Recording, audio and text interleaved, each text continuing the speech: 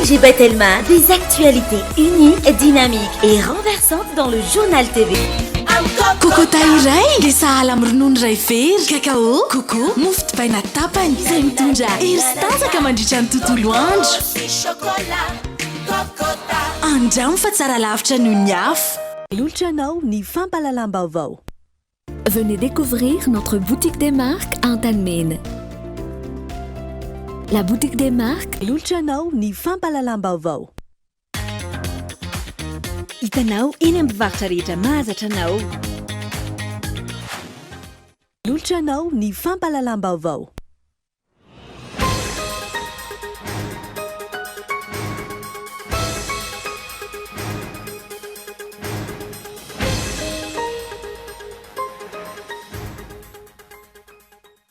Miantso ny mpitandro ny filaminana andrainy andraikiny hirosoana amin'ny dinik'an-databatra boribory eto amin'ny firenena ny vondriny kandida araka ny fanambarana ny ombonana nandritra ny feonan'izy ireo tamin'ny vahoaka teny Antsonjombe androany. Tsy misy fanjakana matahotra tolom-bahoaka izany ka tsy tara ny firosoana amin'izay tsy hirosoana ny tolona amin'ny dingana manaraka ny herinandro avy izao. Tsy azo leferina intsony ny fanitsakitsahan-dalàna sy ny fiarovana ny tombontsoan'olo tokana izay anaovana raha-matahora sy erim-pamoretana ny vahoaka malagasy ora olom-boafidy androany. Iroso amin'ny lalindalina ny tolona izay tarihin'ireo vondriny kandida narenana ny Madagasikara raha ny fanambaran'izy ireo androany.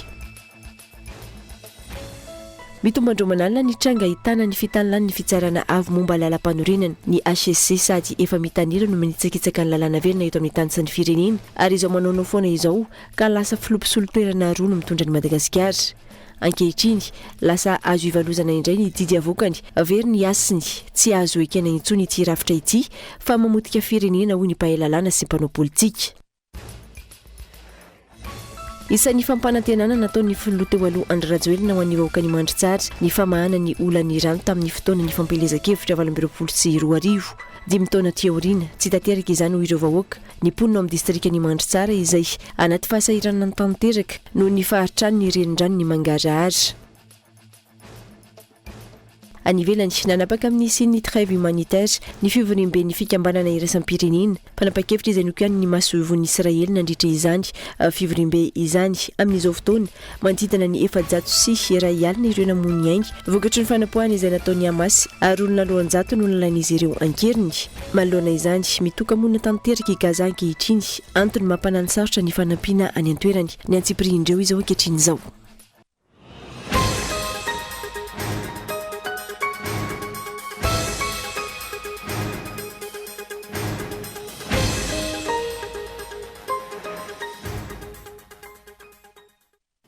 Faltafoana amin'indray ny tenako tompoko lasety migovavy amin'ny ity an'ny sabotsy 20 ny volana Octobre taona 2024 ity manaritra ny Arabo ary alana sy indrindra tompoko ny fahatarana no ny fanomanana samihafa anomboantsika ny fampalalam-baovao avy hatrany dia miantso ny mpitandro ny filaminana andray ny andraiky ny hirosoana amin'ny dinik'an-databatra boribory eto amin'ny firenena ny vondriny kandida araka ny fanambarana ny ombonana nandritra ny feonan'izy ireo tamin'ny vahoaka teny Antsonjombe androany. Tsy misy fanjakana matahotra tolom-bahoaka izany ka tsy tara ny firosoana amin'ny tsirosoana amin'ny tolona amin'ny dingana manaraka amin'ny herinandro avy izao. Ivoritrarano mitatry ny antsipiriny zay.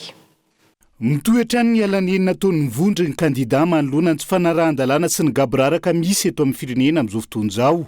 Androany mporofona izy ireo nandritra ny fionana tamin'ny vahoaka teny Antsonjombe ny fanohizana ny fikatsahan' izay dinik'an-databatra boribory ho an'ny tombontsoa ambony ny firenena izay. Antony ny antefan'ny fanambarana iombonana ho an'ny mpitandro ny filaminana hitarika ny fifampiresahana. Tsy mitratra ny karoka vahaolana ny collectif des candidats nandritra izay herinandro maromaro izay manoloana ireo fandikan-dalàna nisy eto amin'ny tany sy firenena. Efa samy namaly miantso ary efa samy nanao ny miezaka tandrify azy na ny ray aman-drenam-panahy eo anivon'ny FFKM, ny fiarahamonim-pirenena, ny communauté internationale, ny syndicat, ny ray aman-drena ara-drazana, ny antoko sy vodronana politika maro, ny fikambanana samihafa mba hisiany izany vahaolana izay kanefa dia mbola miziriziry sy minia manao be marenina hatrany mihetsy ankilany ary mbola mitohy hatrany ireo fandikan-dalàna ataon'ireo androm-panjakana sy mpitondra fanjakana ankehitriny anomezana tompontsoan'olo-tokana izay mafisinay hatrany fa kandida vahiny. Mbola hitsy zany farany teo tamin'ny fanaovany ACC Amboletra nametraka ny général retraité Richard Valmana ho filoham-panjakana.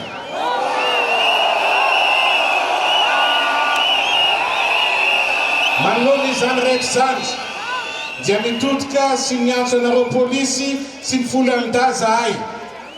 Ianareo no tantroka aro ny vozona, ianareo no antoka afaka iaro ny fiandrianam-pirenena. Miantso anareo zay mba hijoro andray ny andraikitra feno tandrifa anareo mba hisiny fifampiseresana mpanao politika andatabatra boribory hitadiavana vahaolana manoloana ireo fantikandalana sy ny crise maro sosina eto amin'ny firenena.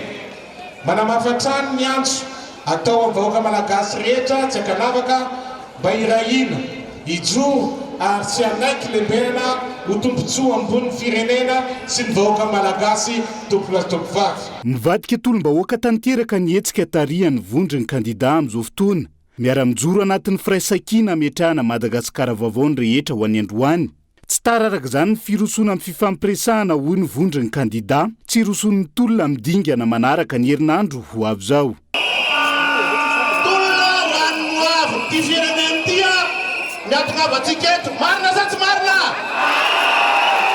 Mila mibanjy nano avy isika satria raha izao mahazo an'ity firenena ty dia satria tompona andraikitra daholo tsika rehetrarehetra. Tsy isaraka miala amin'izany ary zay nasa itsika mijoro anatin'ny firaisan-kina ananganana firenena vaovao.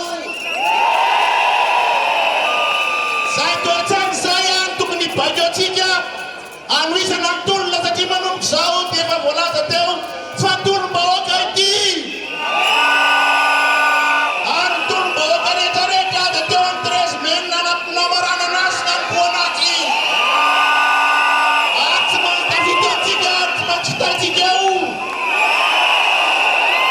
Fa izao mila fandaminana tamin'ny herinandrotsika teto nanao sininy araka zahay amin'ny fanohizana amin'ity tolona iombonana ity. Tsy nisy mivadika tamin'izany teto, tsy ilaina ny fifidianana amin'ny fahenina ambin'ny folo ny volana Novambra satria feno kolokony. Dia mbola mitoy izay ara-mafisana zany ary tsy maintsy fitaina ny tolona izay natomboka tsy nisy fanjakana na resy tolom-bahoaka zany raha teto Madagasikara.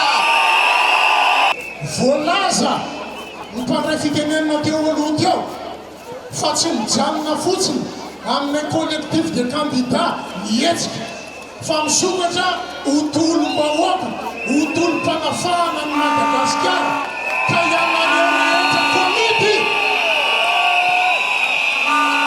ianareo komity mpanohana rehetra mamerana nosy zay miara-dy sy miombon-kevitra aminay collectif de candidats dia mivoria tohizo miasa fa tsy propagande ny atao fa fanohizana ary fanamafisana ny tolona.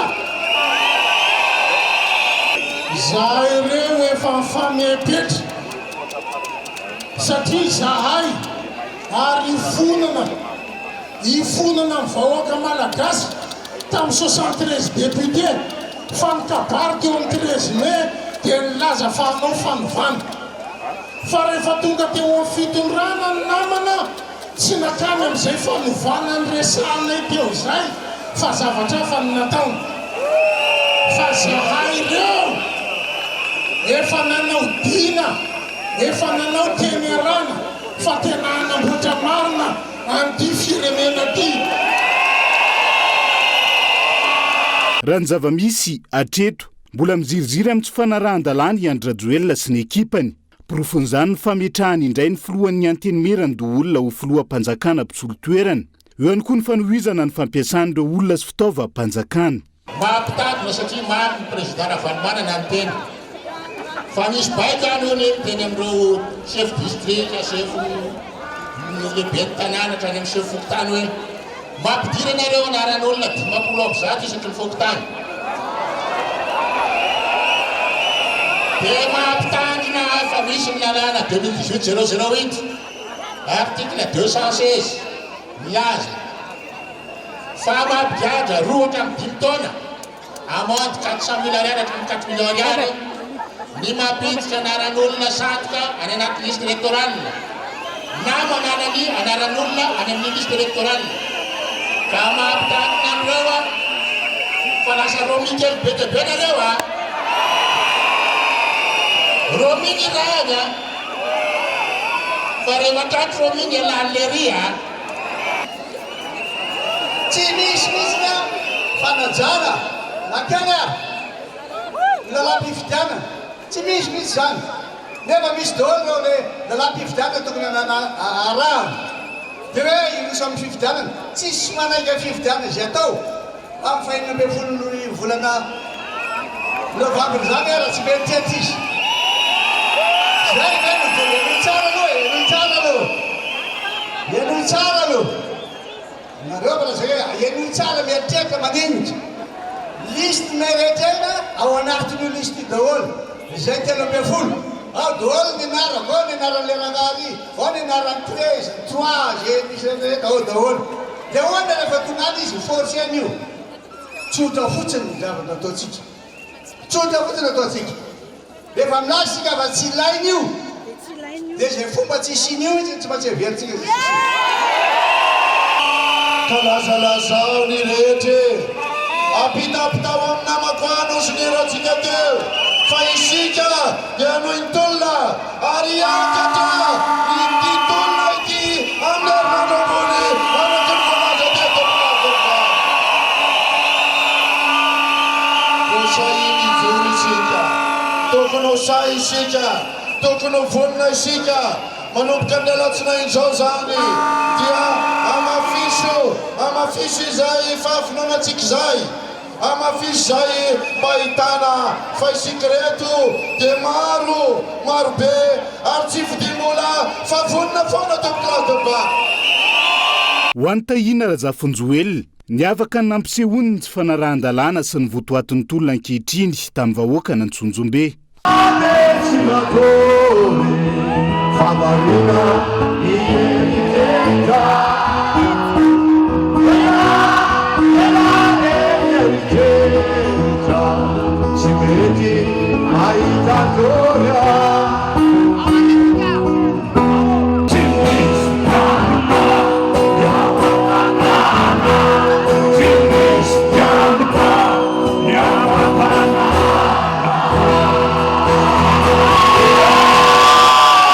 ady amin'ny fametrahana tany-tandalàna fanadiovana ny tontolo manodidina ny fividianana fikatsahana ny ho avy tsaratsara kokoa ny vahoaka malagasy sanytionany amin'ny fitakiny ny vondry ny kandida izay any an-tanany an-trano ny vahoaka malagasy sy joro ankehitriny ao anatin'izay hatrany dia tsy azo lefirina intsony ny fanitsakitsahan-dalàna sy ny fiarovana ny tombontsoan'olo tokana izay anaovana raha-matahora sy herim-pomoretana ny vahoaka malagasy ho ireo olom-boafidy androany iroso amin'ny lalindalina kokoa ny tolona izay tarian'ireo vondry ny kandida anarenana ny Madagasikara fanadiadiana amp'izay ny raha-matahotra ny mizana tsindrinila ary ny saritsarina fahaleovan-tena ho ireo olom-boafidy loholona sy solombavam-bahoaka teny amin'ny koleziaoma androany iroso amin'ny lalilalina kokoa ny tolona ary vonina iatrika izany ireo olom-boafidy anarenana ny Madagasikara fa indrindra itsonjovana ny hoavin'ny taranaka resy lahatra tamin'izany ihany koa ireo vahoaka miaraty amin'ny vondry ny kandida misy fotoana matapitra ny fandeferana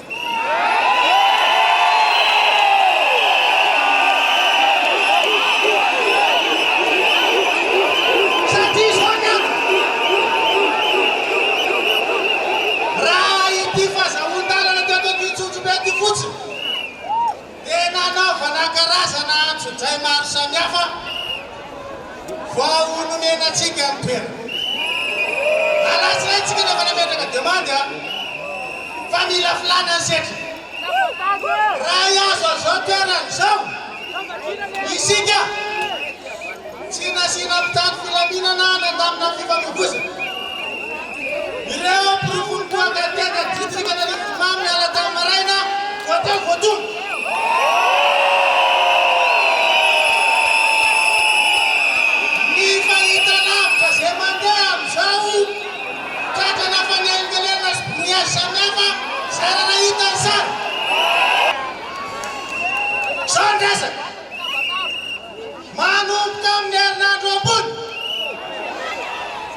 miakatra dekretolona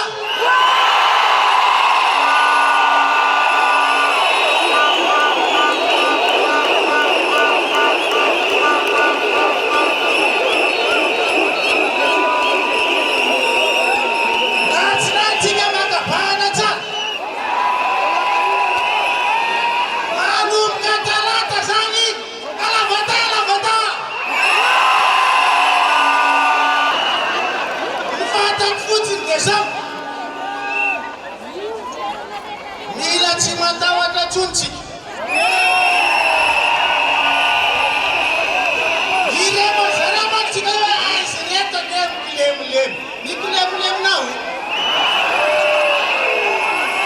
ireto ne be fandeverana mitsaikefanretolona reto fa de be fandeverana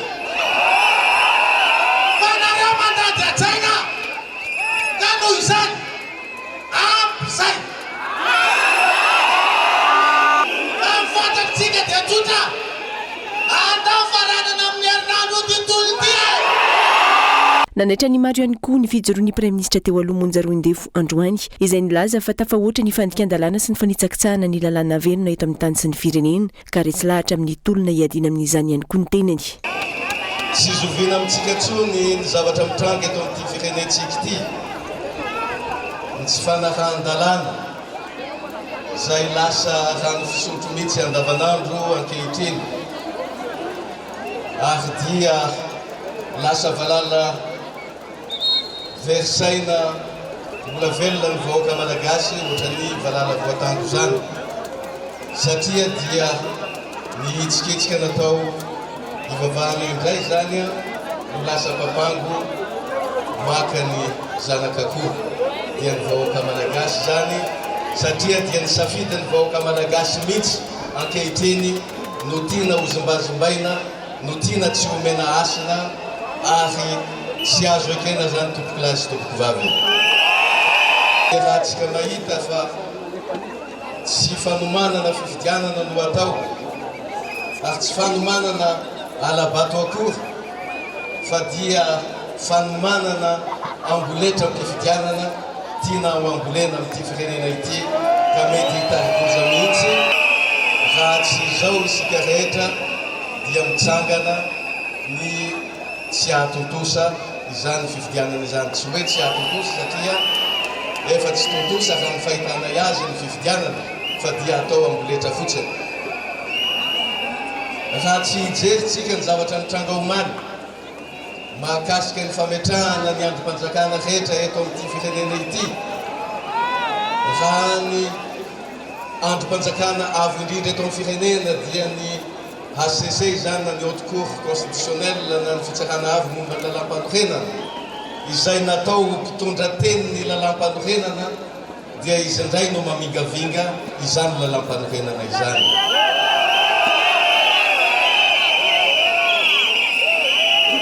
profo mitoaka amin'ny tenda tokoa satria afaka omaly izy mamindra ny fahefana any amin'ny gouvernementa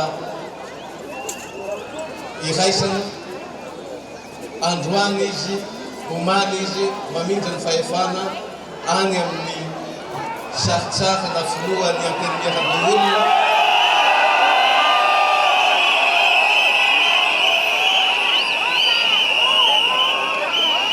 dia fanjakana toinona loatra reny misy eto Madagasikara ary dia izany ve no mendrika amin'ity firenena malalatsika ity vao hitsakitsaka tanteraka ny izoma olona sy ny fahalalana tokony hositra ny vahoaka tsirairay ololon'ny Madagasikara na no dradradradrainatra izay aza fa mahaleo teny Madagasikara tsy azo leferina intsony izany ankehitriny raha ny fanazavana ihany raha zay naholy fa nahazo fanaovandena itsika enimpolo taona lasa zay fa ohatrany mampanontany tena androany misy marina ve le fanaovantena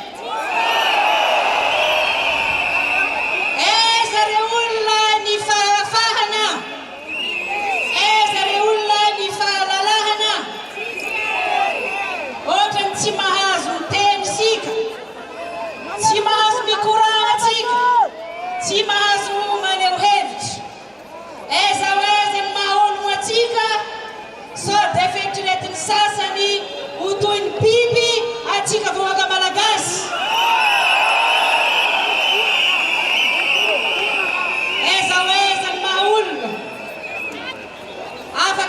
manitra veryzanatsika mandry fahalemana venitany afaka mitsapitena ventsika malagasy afaka misakafo ara-dalàna ventsika malagasy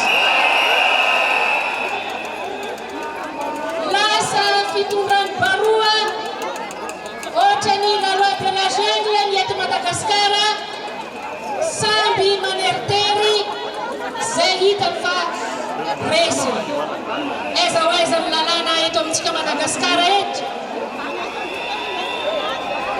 ka ho zahay eto hoe fotoana tokony hangalantsika jiabon'ny raha mba tsy hanenenana amin'ny avafara ozy lay fitenena avy aminay zao aleo indrina omby masiaka tsy tozay indrina eritreritra miangavatsika jiaby malagasy mba samy ho tonga saina mba tsisy injay ny eritreritra anazy amin'ny ampitso fa Madagasikara mandroso no avelantsika oloveniny taranaka faramandimy nanome afatra ireo mpitandro ny filaminana ihany koa nisy olombavambahoaka ny Madagasikara manoloana ny raha-matahora sy ny herim-pamoretana nataon'izy ireo tsy lefitra intsony ireo vahoaka sy ny mpitarika hoy izy ireo atsika nahita ny herim-pamoretana ny arahantsika nahita ny sakatsakana natao rehefa nanao ny etsika mitaky ampilaminana ny hoe andravana ny ACC izay tsy manara-dalàna ny andravana ny CENI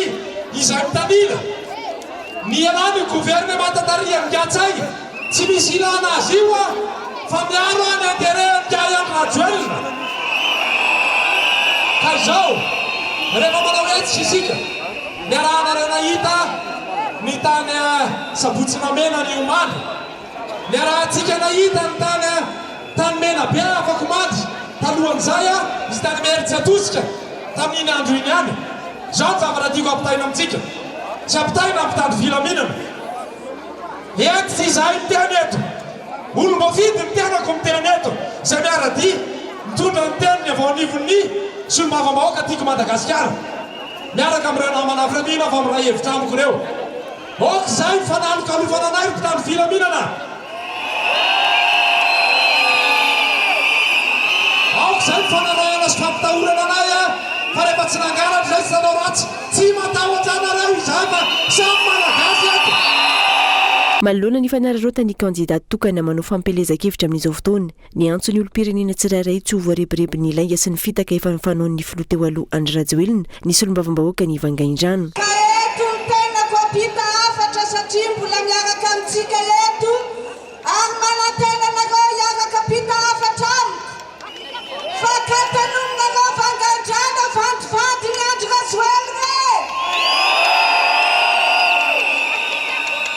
ka ekesika Vangaindrano fangalany fa efa ny sy ara-dalàna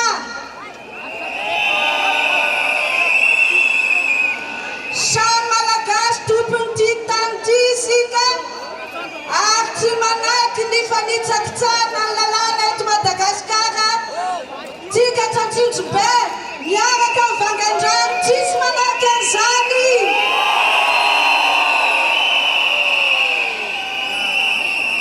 isaratsika ny collectif de candidats amin'izao etsika tarihany atsika izao isaratsika ireo mpiasa-panjakana manao fitokonana mpahasahina isaratsika ny mpikatroka rehetrarehetra mpanao diabeta andrenivohitra mampisafa tsy manaky ny tsy ara-dalàna tsy manaky ny gouvernemanta tsy manaky ny ACC tsy manaky ny CENI satria tompola zany zavatra ilatsika ary manentana atsika tompoky vavy tsy anakatra amin'ny farany mifanitsakitsahana ny lalàna sy ny fisisihana iroso amin'ny fifidianana ireo vondrony kandida sy ny mpiaradia amin'ny ankehitriny antony hirsoana mafimafy kokoa amin'ny tolona raha ny fanazavana Araka nefa natsidika teto mitomba-ndreo manalina ny tranga ahitana ny fitanilan'ny fitsarana avo momba lalam-panorenana ny HSC sady efa mitanila no manitsakitsaka ny lalàna velona eto amin'ny tany sy ny fireneny ary izao manao foana izao ka lasa filoroa mpisolo-toetrana no mitondra eto Madagasikara ankehitriny lasa azo ivalozana indray ny adidy avokany very ny asiny ka tsy azo ekena intsony ity rafitra ity fa mamotika firenena ho ireo mpahay lalàna sy mpanao politika onona saina. Very ny asana sy ny satany fitsarana avy momba ny lalam-panorenana no ny fitanilany ireo mpikambanao aminy. Miandany amin'ny kandida mpanjakana sy ireo mapetipety ary ireo mpiaradia amin'ny anirajoelona eo anivon'ny governemanta sy antenimera hatrany no fanapahana raisiny raha tsy hijery afa-tsy ny tato anatiny roa volana farany. Vokany izao lasa manaonao foana izao eo amin'ny fandraisana fanapahan-kevitra. Ohatra amin'izany ny fanapahana ny voka omaly ka izao lasa filoroa no mitantana ny Madagasikara. Voalohany amin'izany ny filohan'ny antenimieran-doholona ny Jeneraly Ravalomanana Richard, ny faharoa ny Praiminisitry ny governemanta ny fiaraha-mitantana Antsay Christian. Ny governemanta no mitazona andraikitra feno amin'ny fitantanana sy ny fanaovana sonia ireo didim-pitondrana izay andraikitra feno ny filohan'ny Repoblika. Ny filohan'ny antenimieran-doholona kosa ankilany no miandraikitra ny filaminana sy ny fiarovana eto amin'ny tany sy ny firenena araka ny fanapahana navoaka ny HCC. Samba ny tao anatin'ny 90 taona no nisy fanapahana toy izany ary tsy manapototra eo amin'ny lalàna. Zavatra nivoaka maly reny dia aronga amba ny zavatra lesona azy tomony. Voalohany indrindra aloha tsy fanarahan-dalàna ampahabe maso reny satria raha reny fanapahan-kevitry ny fitsarana avy malalam-panorenana reny dia na mpianatra ao amin'ny taona voalohany amin'ny fianarana droarany dia efa mahafantatra fa tsy afaka manapaka ianao raha ohatra tsy efa voavaly daholo ireo fitoriana teo aloha. Reny fanapahan-kevitra omaly reny zany dia manam-porofo fa ao anatin'ny tena tany tsy tan-dalàna intsony isika ary tokony homenatra ireo membre ao amin'ny HCC ireo amin'ny zavatra miseho nataony reny ary mbola manamafy ny tolona izay ataon'ny kandida ny hoe efa tsy rariny intsony tsy fanarahan-dalàna eto amin'ny firenena. Soa ihany fa mbola nisy au conseiller anankiray sanjoro ary tsy nandray anjara tamin'ireny fanapahan-kevitra izay ho tsarain'ny tantara ny fianakaviany ireo olona nanao sonian'iny satria nitarika amin'ny fanapotehana any Madagasikara. Ary mino fa mba hien'ny feon'ny fieritreretany ireo membre amin'ny HCC izay nanao an'ireny satria fanapotehana firenena noho ny fitiavana tombotsoa manokana nataon'izy ireo. Tadio tsara fa misy farany tantara ary tsy maniry ny ratso an zareo izay fa mampatsiahy azy fotsiny fa tsy azo viraviraina ohatran'izao ny tanindrazana iombonana. Amin'izao samba ny vao misy hoe filoham-pirenena anankiroa zany no mitantana eto Madagasikara. Aiza nisy an'izany teto ambonin'ny tany. Ianareo ao amin'ny folo alin-daza milaza fa manaja ny tany dandalàna. Mbola vitanareo ve ny miaro fitondrana izay mivoaka tanteraka ao anatin'ny lalàna toy izao ary ahoana no inona fa isian'ny fifidianana madio raha fanapahan-kevitra ohatr'izao no raisina ampandehanana ny firenena. Ny haut conseiller Rasolonandrasana Georges Merlin io ambarany kandida azo andreny Arvelo io. Ity mpikambana eo anivon'ny HCC ity izay hita fa miainy ny feon'ny fieritreretany mampiaritra ny fahaiza-manaony tokoa amin'ny famoahana ireo didy sy fanapahana fa tsy manaiky ampiarana tsindry sy teny midina. Rafitra tokony hitandro ny fiandrianam-pirenena tsy hitsara fa tsy amin'ny alalan'ny lalàna ny fitsarana avy momba ny lalam-panorenana saingy izao no ataony. Mivoana tanteraka ka tsy ekena intsony ny fisiny hoy ny faneho-kevitry ny eo anivon'ny fondrin'ny kandida.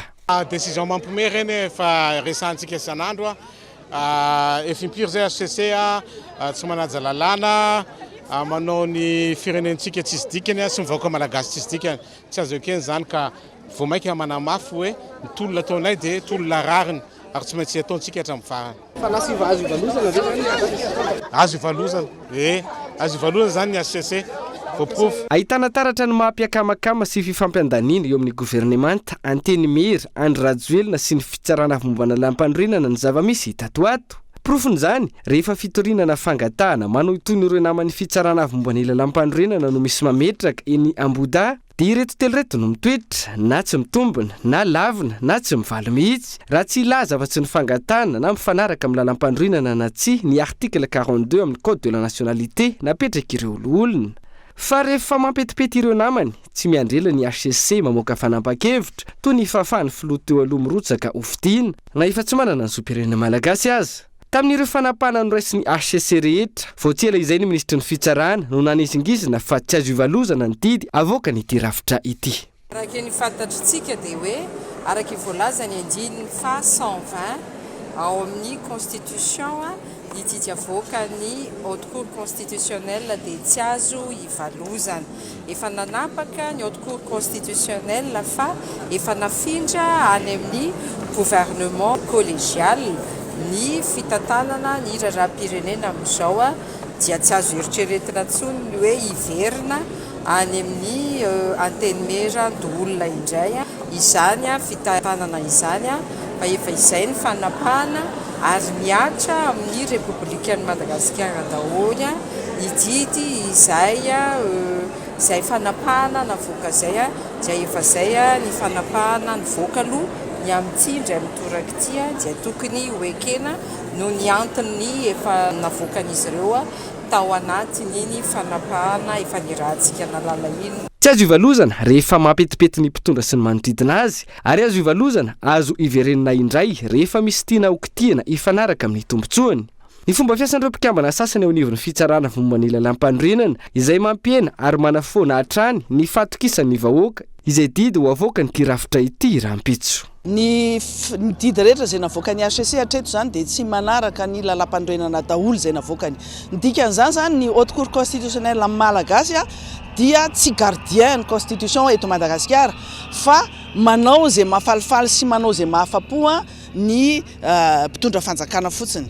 Ny zavatra hitantsika ary nanamafy an'izay zavatra teneniko izay dia ny didy izay nolazainy ministry ny fitsarana fa tsy azo ivalozana ny didiny HCC zany azo ivalozana rehefa tiany zareo atao an'izay ary le olona mihitsiny le olona resantsika hoe nomena an'le olona izay nitendrena olona au dernier moment dia nentina nanongana fanjakana no coup d'état institutionnel miaraka amin'ny gouvernement nanongana ny président ny Sénat zay tokony nandray an'le fahefana ho présidence par intérim coup d'état institutionnel daholo zany no validé ny HCC daholo zany ary mbola nitohiziny omaly le didy izay nataony taloha izay natao fa tsy azo valozana nomeny ny gouvernement ny gouvernement collégial no manome indray mbola tsisy didy mpitsarana avoaka ny HCC ny fahefana io ampelantanany dia Richard Bomba dia zany zavatra zany dia ahitantsika fa tsy mendrika ny HCC mamoaka an'izany didy mivoaka lalam-pandrenana zany mendrika miala teo mendrika ny esorina teo ary mitombona fitakin'ny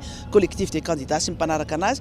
Ny trangana fitanilana hita miariary ataon'ny HCC eo amin'ny fandraisana ny fanapa-kevitra izay mahatonga ny vondron'ny candidat hitaky ny fametrarana ny CES na ny cour électorale spéciale ho eo amin'ny toerany. Isin'ny fifidianana madio sy mangarahary ary mba hoekeny rehetra izay ho vokatra ofisialy ho avoaka ny CES. Tanjona ny ananana fitsarana mitsara tsy mitanila ary mifanaraka amin'ny lalàna eo amin'ny fandraisana fanapa-kevitra mba hisian'ny fitoniana eto amin'ny firenena.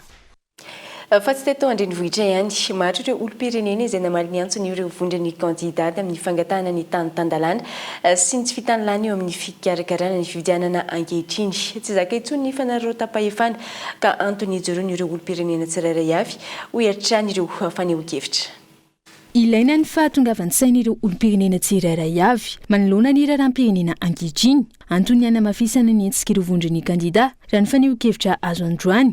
Tsy ilaina ny vazataratasy izay efa nanapotrika ny firenena tao anatin'ny 5 taona raha ny fanazavany. Avy any ambondrona to tsy mila vazaha gasy ny tompony tanindrazana dia tokony gasy ny filoham-pirenena ny anahatra ny gasy ary ny olana dia mitsitongana ny fiainam-pirenena dia mila verina amin'ny malagasy ny fahefana dia miroso amin'ny fifidianana diovina tokotany izay tompoko tsy ekena tompoko tsy ekena mila makale amin'ny 13 mai tsika miroso makale amin'ny 13 mai tolona tsy maintsy mandresy.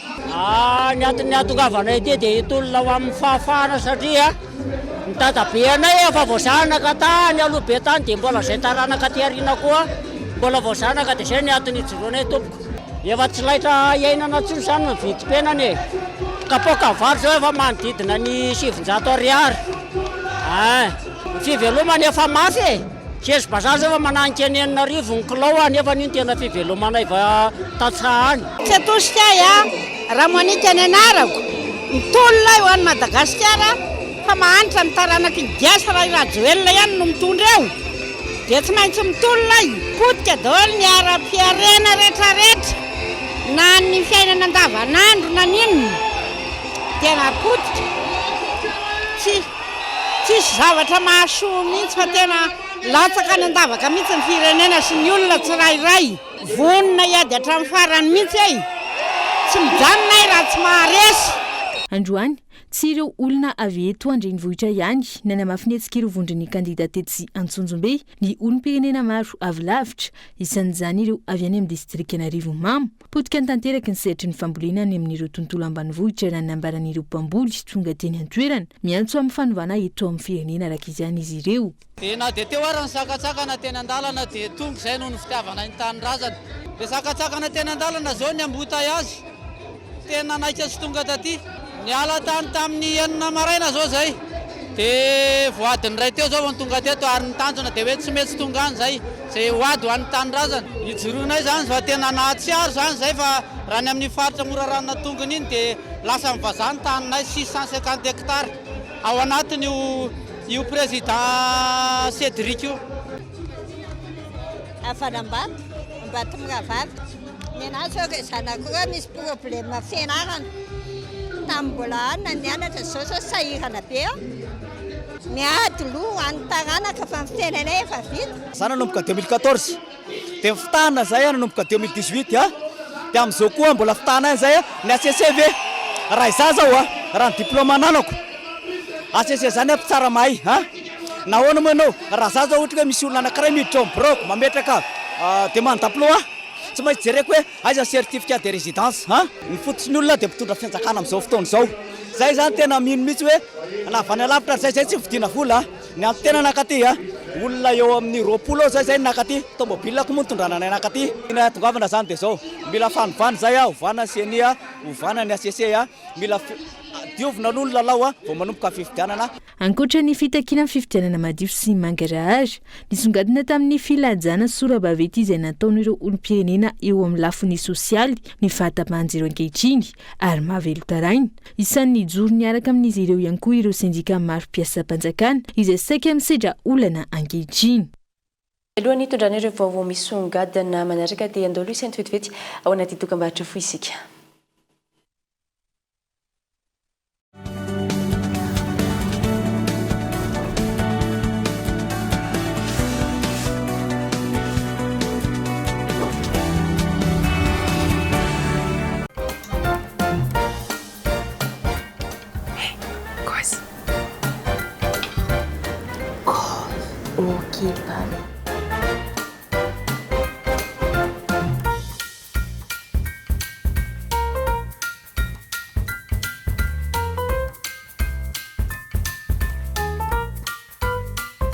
Vaovao be vidio amin'ny ambola ihany tolotra mikaiky amin'ny vidiny 4000 ariary misy appel 10 minitra sy 1 giga internet tindriny dièse 111 étoile 1 dièse.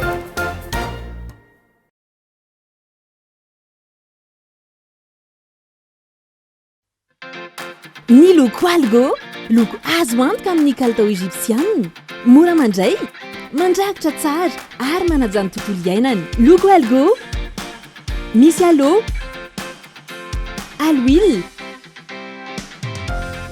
ary antirouille izay natao ho takatry ny fahefa-mividiny rehetra hita eny amin'ny mpivarotra mahazatra anao. Algo manaraka ny iso algo ny kalitao amin'ny vidiny mirary.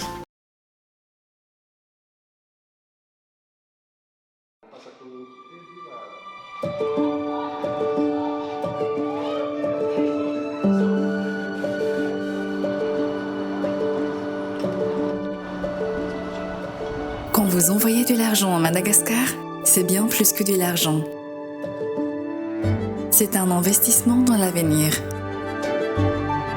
Ce sont des rêves qui se réalisent. Ce sont de bons souvenirs créés. C'est un lien que vous maintenez malgré la distance. C'est un retour à la racine. Mboul vous rapproche de ce que vous sent cher à Madagascar. Envoyez de l'argent de manière simple, immédiate et sécurisée depuis le monde entier avec un multiple choix de partenaires. Rendez-vous dans votre application préférée et choisissez Mvoul. Mvoul, simple, immédiat et sécurisé.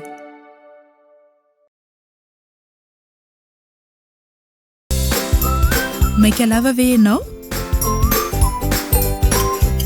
Tsy manam-potoana hikarakarana sakafo matetika? Ry zami, solon-daoka, mafilotra tsy misy ohatr'izany, tonga dia vonona. Omeo tsiro miavaka ary ny sakafonao amin'izay alehanao rehetra. Ry zami, izany ka tsiro kanina.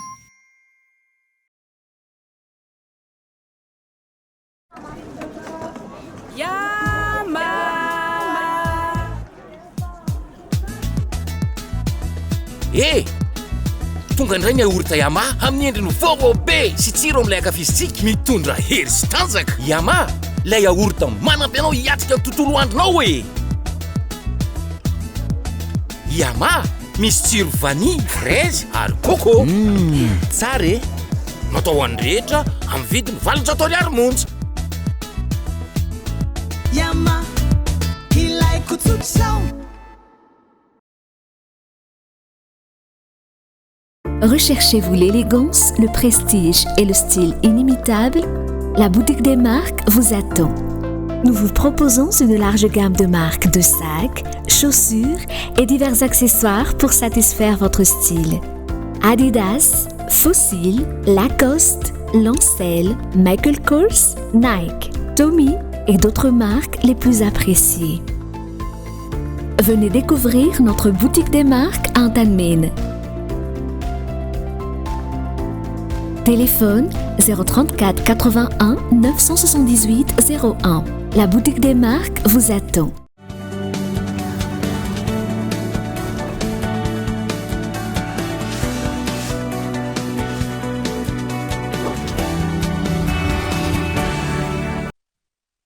Taverna somatsara tanatin'ny tapany faharoa ny fampahalam-baovao mamerina ny araby tomboka lasy tomboka vavy ary manasana ohatrany anjo izany hatramin'ny farany.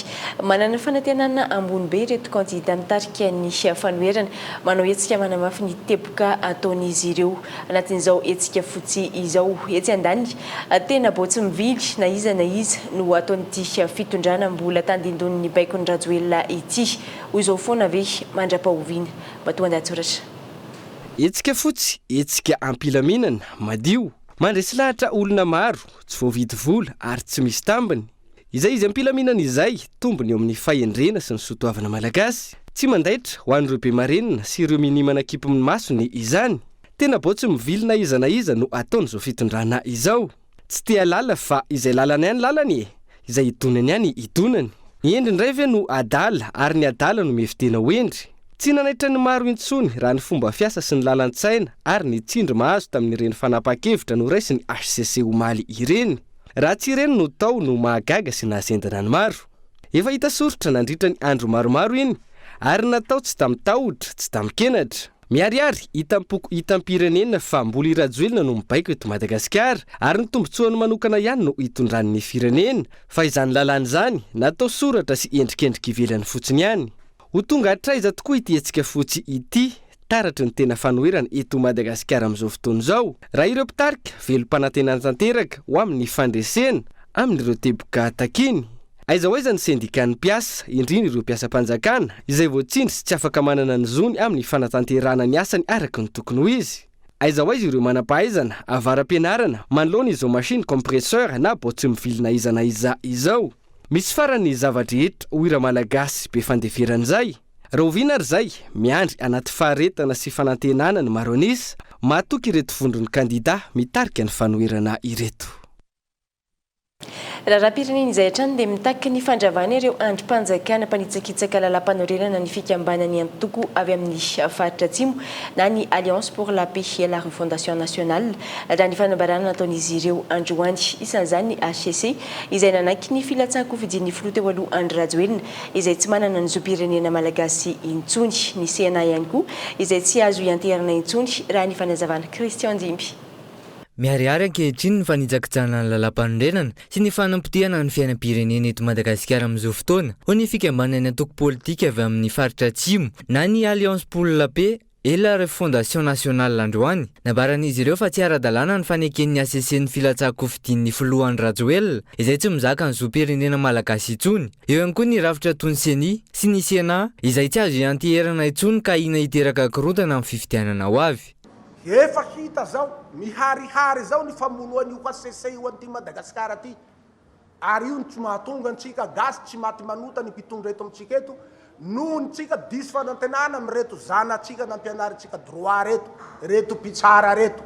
Aiza anao mahita fitsarana ohatran'io de olona fa mazava tsara zao hoe ity olo ty manana nationalité français ary tsy azo tsy tokony hilatsaka de sahin'ireo avery amin'ny ministère ery ny mamoaky nationalité ho azy antsokosoko sy ny fanara-dalàna de sahin'ny ACC ny miteny hoe zahay ane tsy anjaranay ny manao vérification fa mijery dossier fotsiny zahay de complète de avoakanay e.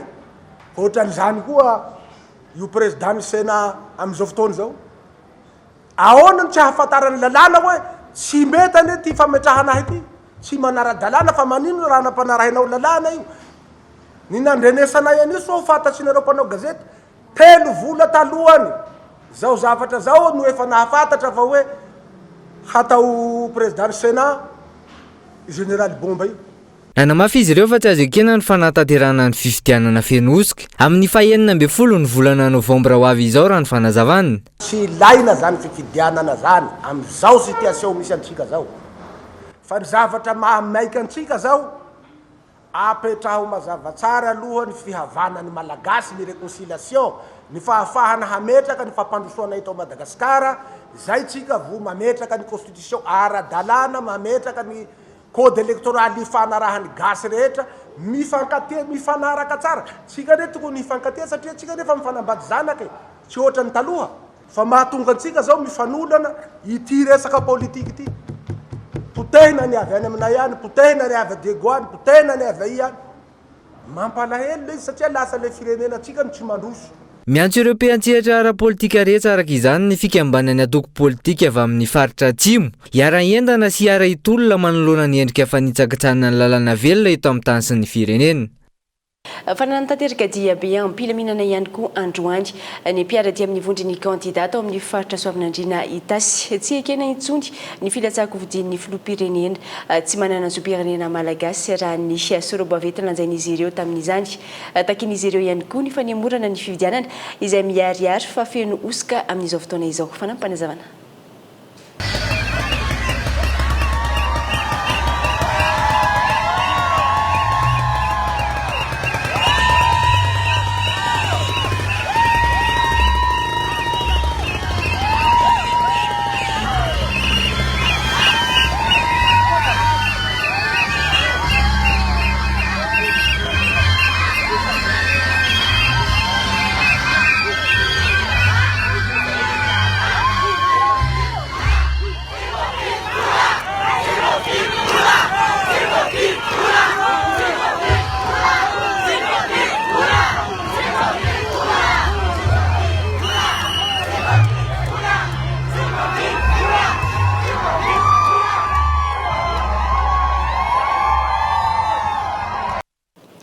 Isan'ny fampanantenana nataon'ny filoha teo aloha Andry Rajoelina ho an'ny vahoaka ny mandry tsara ny famahana ny olany rano tamin'ny fotoana ny fampelezan-kevitra taona 2024 dimy taona ty aoriana tsy tanteraka izany ho ireo vahoaka ny mpona ao amin'ny distrikany mandry tsara izay anaty fahasahiranana tanteraka noho ny faritrany renirano Mangarara. Ity renirano Mangarara ity no miantoka ny fiainana andavanandro ny mponina eto amin'ny distrikany mandry tsara amin'ny resaka rano. Noho ny fiovan'ny toetrandro tsy ampy mandavataona intsony ny rano fa ritra. Nampanantena vahaolana momba ifamatsiana rano io ny filoha teo aloha Andry Rajoelina dimy taona lasa izay nandritra ny fotoana ny fampelezan-kevitra saingy tsy totosa izany mandraka androany. Tegna mijaly rano zay amin'ny distrikny mandry tsara atao izy kofa tonga mois de septembre jusqu'au mois de décembre.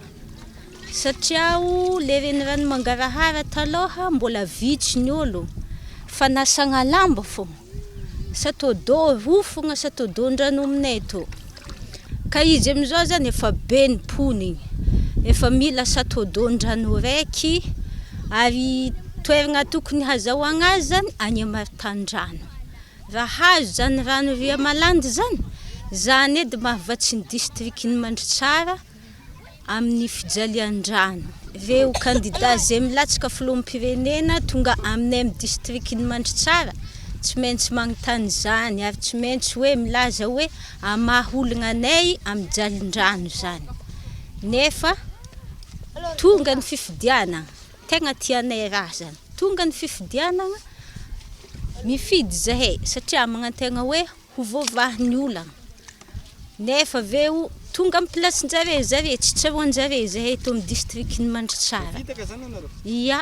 Eto no maka ny rano sotroina sy andrahoana, eto ihany koa ny rano fidiovana sy fanadiovana. Amina reny rano iray ireo fa samy manana ny toerany izay ajain'ny mponina mba tsy hanapozana ny hafa. Reto le figahagny regny ndraiky fanasagna. Le figahagny? Ia, reto le figahagny regny fanasagna saka. Mafy marigny ny jalin-drano atao Mandritsara. Ny pompy tsy mandeha, maty ny pompy. Dia ny vovo koa moa ritry atao ireny ranony mangarahara zany, tegna ranony mangarahara olo mandeha maladrano. Dia vovo nefa laligny be magnantao koa. Ke tegna ny vahoaka jiaby zany efa atao mangarahara malaka rano misy avy agny amin'ny 3-5 km. Ya, le ologno tonga itony le olo malaka rano jiaby eto zany mangady azy. Ya, hatreto malôha tsisy hoe mpiambigny be manokagna fô hoe fa misy natokagna ho an'ny figahagna ndraiky tsy diadiavigny. Le fefetao ake zany i hony le rano giahigny afatamariky. Tao le giahigny regny zaikiny le anasagna fa misy le tegna atao giahigny. Araka izany tsy any atsimo ihany fa na afovoan'ny tany na aty amin'ny faritra avaratry ny nosy samy mijaly rano avokoa. Ilaina ny fametrahana politika matipaika ho fifehezana ny rano eto Madagasikara fa ihany koa ny drafitra momba ny fikajiana ny tontolo iainana. Asa sy vokatra azo tsapahitanana no andrasana amin'izany fa tsy fampanantenana ambava ho ny mponiny Mandritsara. Lafa mavaova tanteraka dia mankalaza ny fahadimapolo taona ny orenany teto Madagasikara ny trano fiantohana ny havana ho aneo Majanga dia miavaka ny fanamarihana izany toy ny fampahafantarana ny assurance ny havana sy ny karazana tolotra ao aminy ary ny tombola goavana izay mety ahazona moto sy loka maro samihafa. Anja Robert, Kolo Majanga. Anisan'ny trano fiantohana voalohany teto Madagasikara ny assurance ry assurance ny havana izay mankalaza ny fahadimapolo taona ny orenany amin'ny ity taona 2024 ity. Akoatra ny tolotra maro samihafa eo amin'ny fiantohana na ny assurance dia misy ihany koa ny tombola goavana izay karakarainy ny assurance ny havana eto Mahajanga. Ny havana moa tamin'ny 1968 no teraka dikan'izay feno 55 ans amintsika miteny zao. Raha ho an'ny Mahajanga manokana zany hoe ny agence centrale ny havana Mahajanga dia misy tolotra miavaka tolotra ho an'ny vahoaka rehetrarehetra mihitsy moa zany satria tsy ny client ny havana ihany mety azo tombony amin'ity tolotra ity fa ny vahoaka ny Mahajanga manontolo mihitsy ho an'izay client manao assurance automobile ka manao assurance herintaona dia mahazo izy maimaimpona assurance multirisque simplifié habitation. Zany hoe assurance makasika ny trano zany multirisque zany tafiditra amin'izany raha ohatra ka mainy trano tafiditra raha voan'ny cyclone dégâts des eaux ao anatin'izany koa mahazo izy gratuit ihany koa mamaim-poana koa assurance responsabilité civile chef de famille. Farany dia mahazo ticket gratuit mahafaka mandray anjara amin'ny tolotra goavana izay ataon'ny assurance ny havana atao amin'ny 30 décembre moa zany ny tiragen'izy io azahoana moto azahoana four micro-ondes azahoana mixeur dia godise maro isan-karazany atao amin'ny assurance ny havana. Faharoa ho an'ireo izay lina amin'ny resaka assurance santé dia raha ohatra ka manao assurance santé groupe c'est de 50 personnes zany hoe groupe de 50 personnes zany dia mahazo koa izy gratuitement assurance accident individuel ho an'ireo le mpikambana ao anatin'io groupe io dia mahazo ihany koa assurance prévoyance gratuit ihany koa ao anatin'io groupe io. Ho an'le client fatao amin'ny assurance ny havana fa tsy client vaovao izy dia azonao atao ihany koa mandoa prime d'assurance 100 000 rialy zany hoe mandoa plus de 100 000 rialy zany izy dia mahazo billet gratuit ihany koa zany hoe kazana le azahana le ticket zany azahoana le moto sy four micro-ondes mixeur sy le godisa karazany resanantsika teo iny.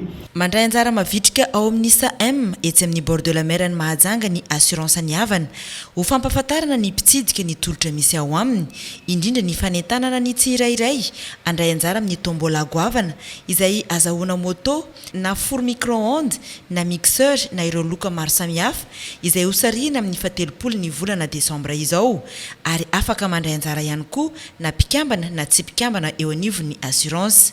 Amin'izao fa 5 taona ny assurance ny havana izao dia azo tombony manokana ihany koa ireo izay manao ny assurance santé, ny assurance automobile, ny assurance retraite complémentaire.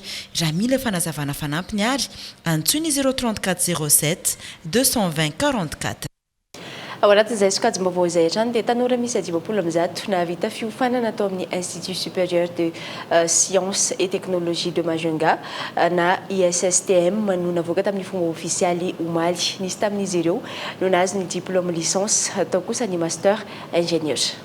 Mpianatra miisa 50 nahavita fiofanana atao amin'ny ISSTM no nozaraina diplôme licence professionnelle sy master ingénieur ny tolakandro ny zoma 17 octobre atao amin'ny les Roches Rouges. ISSTM na ny Institut supérieur des sciences et technologies de Mahajanga dia anisany ivitoeram-piofanana manana ny mampiavaka azy eo anivon'ny université ny Mahajanga. Sciences professionnelle zay mizara roa, misy ny promotion 2021-2022 zay 70 nisany. Ny promotion 2022-2023 70 ny isany. Ary ny nahazo ny master ingénieur kosa dia miisa 70. Marina mofa ny ao amin'ny SSTM dia misy parcours maromaro izay azo isafidianana. Ka anjaran'ny mpianatra zany ary efa any anatin'ny site ny université ho an'izay mpianatra vao hiditra no ahitana an'izay parcours misy ao anatin'ny université zay. 3 ny isan'ny mention ary eo amin'ny 6 zany ny isan'ny parcours.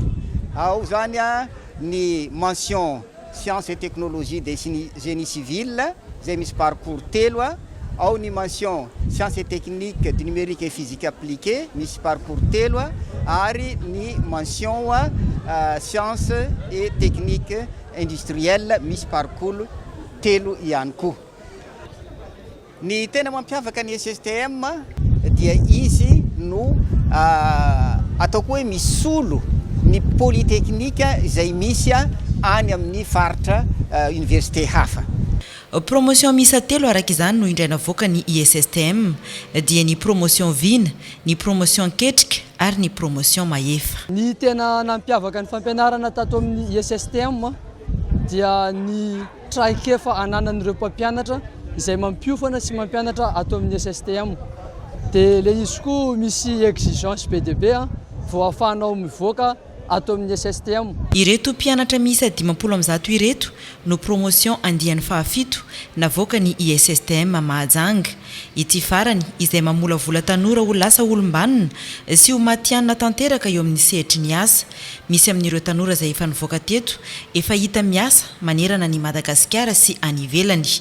Ho anao ary raha manam-paniriana te hianatra eo anivon'ny ISSTM na ny Institut supérieur des sciences et technologies de Mahajanga eo anivon'ny université ny Mahajanga dia efa misokatra ny fisoratana anarana.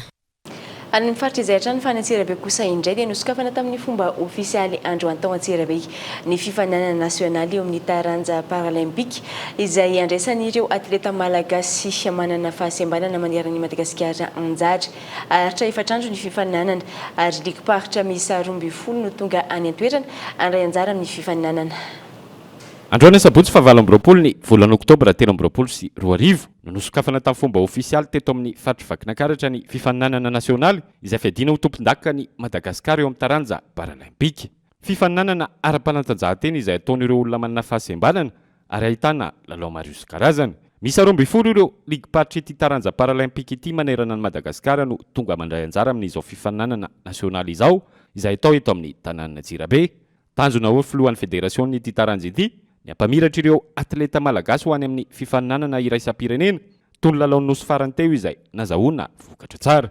Ny tena tanjona tsy vitany hoe mifaninana au niveau national fa anisany mandray anjara amin'ny compétition internationale ny athlète paralympique. Hitantsika tamin'ny Jeux des îles farany teo dia anisany nandrobaka medaly maro 400 ny medaly azon'ny athlète paralympique tamin'ny Jeux des îles lasa teo ary voaprofo zany fa manandratra ny ampom-pirenena amin'ny resaka fanatanjahantena ny athlète paralympique. Maro ireo atleta malagasy izay sangany eo amin'ity taranja ity ohatra ny filohan'ny fédération paralympique eto Madagasikara saingy anisan'ny olana goavana setrain'ireo atleta ny tsy fahampiany ara-pitaovana. Tsika zany mandray anjara isa-taona amin'ny compétition internationale na resaka athlétisme na resaka haltérophilie dia anisany nandrombaka ny fibatana fonjam-by ato amin'ny firenena africaine ny tsika no voalohany médaille d'or tamin'izany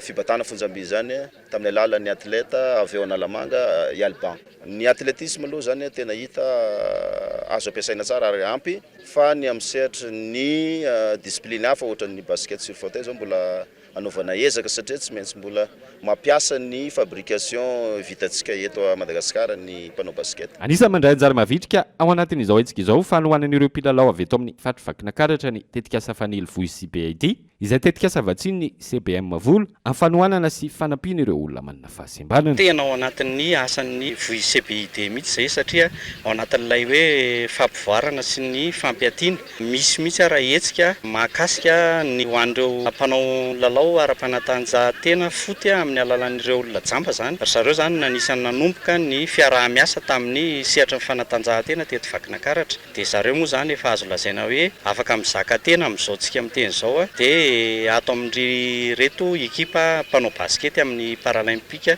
sur fauteuil reto ndray zany no manomboka irahanay miasa amin'izao. Araka izany dia aritra efatrandro ity fifananana nasionaly izay fiadiana ho tompon-dakany Madagasikara eo amin'ny taranja paralympique ity izay atao eto amin'ny renivohitry ny fatrivakina karatra. Indray-bava amin'ny maresaka avy any ivelany dia nanapaka amin'ny siny trêve humanitaire ny fivorin'ny benefika ambanana iraisam-pirenena fanapahan-kevitra izay nokian'ny masovon'ny Israely nandritra izany fivorim-be izany amin'izao fotoana manodidina ny 700 Israely ireo namony ainy vokatry ny fanapohana izay natao tao Hamas ary olona 200 no nalain'izy ireo ankeriny manoloana izany mitoka monina tanteraka i Gaza ankehitriny antony mampanano sarotra ny fanampiana any antoerana. Dia izay koa tompoko lasy tompoko vaviny masaka azo natolotra tamin'ity arina ity isorana feno ianao naharitra hatramin'ny farany mame fotoana anao amin'ny rahampitso amin'ny ora mazatra ny fampalalamba vaovao mandrabe na tompoko.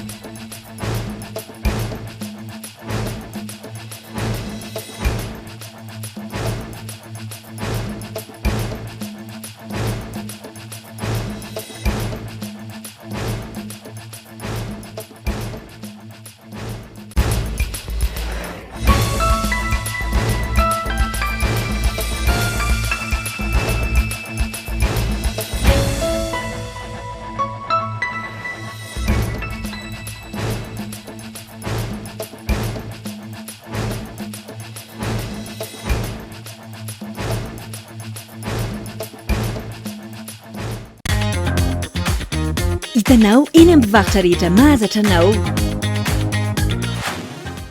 Vous a présenté Ny Vaovao. Kokota iray le sahala amin'ny ronono iray very, kakao, koko, mofo dipaina tapany izay mitondra hery sy tanjaka mandritra ny tontolo andro. Andramo fa tsara lavitra noho ny afo. Vous a présenté Ny Vaovao. 5G Batelma, des actualités uniques, dynamiques et renversantes dans le journal TV.